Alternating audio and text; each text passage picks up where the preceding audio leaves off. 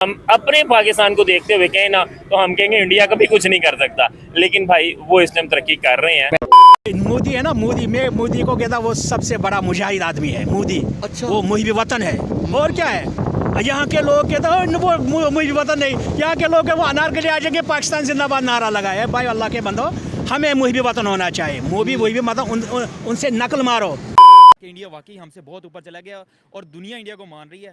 I think third most economy के लिहाज से इंडिया जो है ना वो चला गया after this China and USA. तो अब इंडिया को अगर आप देख लें तो सिर्फ एक पॉइंट है, वन पॉइंट, वो है कंसिस्टेंसी। वहाँ पे जो है ना अगर आप किसी को आपने प्राइम मिनिस्टर सेलेक्ट किया ना या इलेक्ट किया आवाम ने, तो वो कंसिस्टेंट है, उसने अपने 5 ईयर कंप्लीट करने ही करने हैं। कभी कश्मीर की बात करती है, कभी कोई ना कोई मसला इनके आगे, ये इनके अपने मसले नहीं खत्म हो रहे। ये अवाम का मसला, इनकी बात अवाम का मसला इन लोगों ने खत्म करना ही नहीं है। मैंने आपको पहले भी ये बोला है कि इनको किश्ती में बिठाएं। वो चाइना वाला हिसाब करें इनके साथ, ये बड़ों को निकालें यहाँ से। नमस्कार दोस्तों, क्या हाल है। होप करता हूँ कि आप ठीक होंगे और स्वागत करता हूँ आपका हिंदुस्तान डॉट में। तो दोस्तों, बीजेपी और एनडीए अलायंस लगातार इंडिया में तीसरी बार गवर्नमेंट बनाने जा रहे हैं और नरेंद्र मोदी तीसरी बार इंडिया के प्राइम मिनिस्टर बनेंगे। तो दोस्तों, पाकिस्तानी का कहना है कि मोदी जी नेहरू के बाद तीसरी बार प्राइम मिनिस्टर बनने वाला दूसरा बंदा होगा, क्योंकि मोदी जी ने खुद के लिए नहीं अपने देश के लिए काम किया है। इसीलिए भारत के लोग मोदी जी पर भरोसा करते हैं और मोदी जी भी लोगों के लिए काम करते हैं और अपना भरोसा नहीं तोड़ते।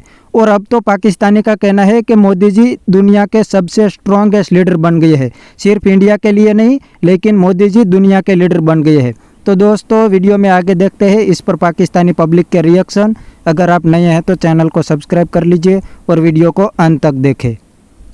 पाकिस्तान में भी डेमोक्रेसी है। एग्जैक्टली। साथ नेबर की बात करें कंट्री इंडिया की, वहाँ पे भी डेमोक्रेसी है। वहाँ पे आज तक कभी इस तरीके से नजर नहीं आया कि कोई प्राइम मिनिस्टर अपना टाइम पूरा किए बगैर प्राइम मिनिस्टरशिप से हट गया हो, और यहाँ पे आज तक कभी ये नजर नहीं आया कि कोई प्राइम मिनिस्टर टाइम पूरा करके हटाओ। बेसिकली आप इस चीज़ को बहुत अच्छी तरह समझते हैं कि हमारे मुल्क में डेमोक्रेसी कैसे बनती है। अच्छा। ये सारी चीज़ें एक्सप्लेन करने की ज़रूरत नहीं है। आपको पता है हमारी जो डेमोक्रेसी बनती है वो किसी के इशारे पे बनती है, और जो नेबर्स कंट्री में डेमोक्रेसी बन रही है वो आपको पता है वोटिंग सिस्टम के जरिए बन रही है। अगर यहाँ पे भी वोटिंग सिस्टम वाला मामला बन जाएं और यहाँ पे एक्चुअल वोटिंग से हमारा कोई लीडर आए, तो मैं नहीं समझता वो 5 साल से पहले जा सकता है। नहीं, वोटिंग तो इधर भी होती है। आपने जो बात की वोटिंग सिस्टम की, वहाँ पे वोटिंग सिस्टम है, यहाँ पे नहीं।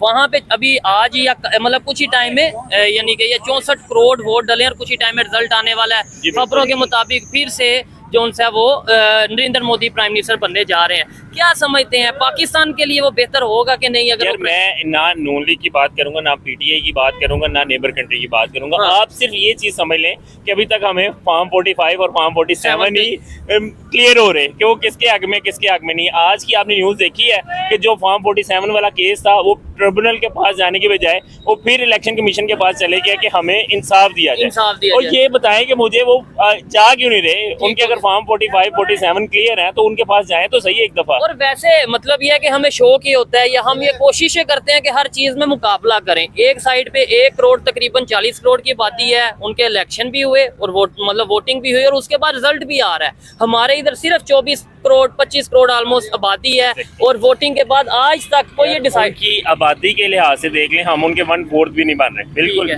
और हमारी अगर 24 करोड़ 25 करोड़ की आवाम है ना, हमारा वोटिंग सिस्टम ही नहीं हमें मिल रहा। ओवरसीज को हमने वोटों की राइट दिया, वो दोबारा वापस ले लिया। अब वो देखें, वो पाकिस्तान का हिस्सा नहीं है, वो पाकिस्तान का हिस्सा है। वो नहीं चाहते, वो इतने पैसे अरबों रुपया भेज रहे हैं बाहर से, तो उनका वोट नहीं कास्ट होना चाहिए था। उनका राइट ही खत्म कर दिया कि असेंबली में आके, तो कहाँ पे हम सर्वाइव कर सकते। आप कहते हैं 5 साल चले, मैं समझ तो 1.5 साल चल जाए बड़ी बात है। अगर ये उनकी उम्मीदों पे पूरे नहीं उतरती है पाकिस्तान की गवर्नमेंट, आपको लगता है 1.5 साल नहीं सर, ये उनकी उम्मीदों पे पूरी नहीं चलती, तो आप देख लें कि रिलीफ मिलना शुरू हो गया। खान साहब को आज भी रिलीफ मिल रहा है। हाँ। देखा आपको रिलीफ, बिल्कुल मजीद उनका जो सा वो केस था साइफर वाला, उसमें उन्हें रिलीफ मिल गया। आज मेन केस था और जिसकी वजह से गद्दारी का उनपे मुकदमा हुआ था, तो आज वो भी देख लें कि वो भी चीजें रिलीफ में आ गई। आप ये भी बात जानते होंगे, जिस कंट्री कंट्री में मतलब पॉलिटिकली अनस्टेबिलिटी नजर आती है, वहाँ पे इंटरनेशनल इन्वेस्टमेंट नहीं आती, क्योंकि वो कहते हैं कि यार अभी इसकी गवर्नमेंट है, साल 1.5-2 साल ये गवर्नमेंट करेगा, पता नहीं अचानक से ही ऐसे वो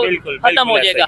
अब वहाँ पे इन्वेस्टमेंट भी आ रही है, वो दुनिया की 5वीं बड़ी इकोनॉमी भी बन गई, और उन्होंने तो वादा किया कि अगर हम अब जैसे उनकी दोबारा गवर्नमेंट आ रही है, हम तीसरी में वो 3rd नंबर पे इस टाइम पूरी दुनिया, इंडिया वाले अच्छा, आईटी में 3रे नंबर पे आ रहे हैं, और पाकिस्तान पता नहीं कहाँ स्टैंड कर रहा है। अभी आईटी में आजकल मैं देख रहा हूँ जी, आईटी को परफॉर्म मतलब मोटिवेट कर रहे हैं, उधर लोगों को कह रहे जाएं, लेकिन आज से पहले ये अवेयरनेस है ही नहीं थी।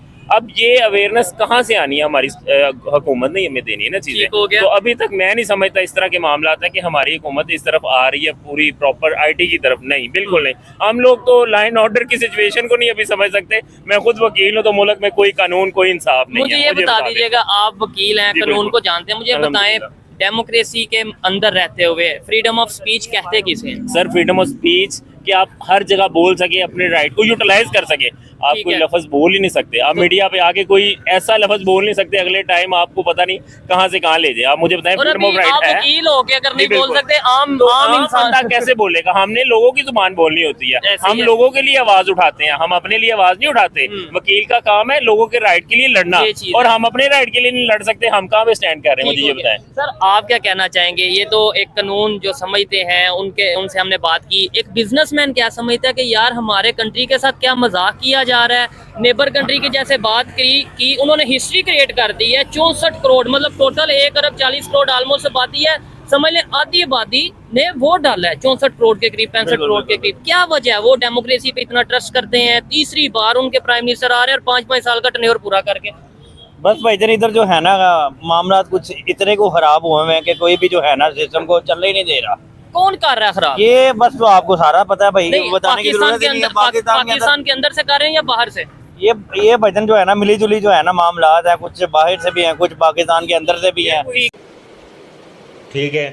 तो दोस्तों, ये था पाकिस्तानी पब्लिक का रिएक्शन, और पाकिस्तानी का कहना है कि इंडिया में स्ट्रॉन्ग डेमोक्रेसी है और इंडिया के इलेक्शन में आर्मी और दूसरी कंट्री इंटरफियरेंस नहीं करते। इंडिया के इलेक्शन फ्री एंड फेयर होते हैं। और दूसरी बात उसने बताई कि मोदी जी ने इंडिया के लिए अच्छा काम किया है और लोगों का भरोसा मोदी पर है, इसलिए लोगों ने मोदी को वोट दिया है और तीसरी बार मोदी प्राइम मिनिस्टर बनेंगे। और एक बात पाकिस्तानी ने बताई कि पाकिस्तान में भी डेमोक्रेसी है, लेकिन पाकिस्तान की डेमोक्रेसी दुनिया को दिखाने के लिए है, ताकि पाकिस्तान को बाकी कंट्री से एड मिलता रहे। अदरवाइज पाकिस्तान में सभी इलेक्शन आर्मी ही कंट्रोल करती है। पाकिस्तान में अभी तक एक भी इलेक्शन आर्मी के इंटरफियरेंस के बिना नहीं हुआ। और आपने भी देखा होगा कि पाकिस्तान में किसी भी गवर्नमेंट ने अभी तक अपना टेन्योर पूरा नहीं किया। जब गवर्नमेंट आर्मी के सामने बोलती है तो आर्मी उसको हटा देती है और अपनी पसंद की दूसरी गवर्नमेंट को लगा देती है। तो पाकिस्तान में तो डेमोक्रेसी नाम की कोई चीज़ नहीं है, सिर्फ दुनिया को दिखाने के लिए इलेक्शन करती है, बाकी रिजल्ट तो आर्मी फिक्स ही कर देती है। तो बस दोस्तों, ये था पाकिस्तानी पब्लिक का रिएक्शन। अगर आपको ये वीडियो पसंद आया है तो वीडियो को लाइक शेयर कर दीजिए और चैनल को सब्सक्राइब करना मत भूलिए। थैंक यू, मिलते हैं नेक्स्ट वीडियो में।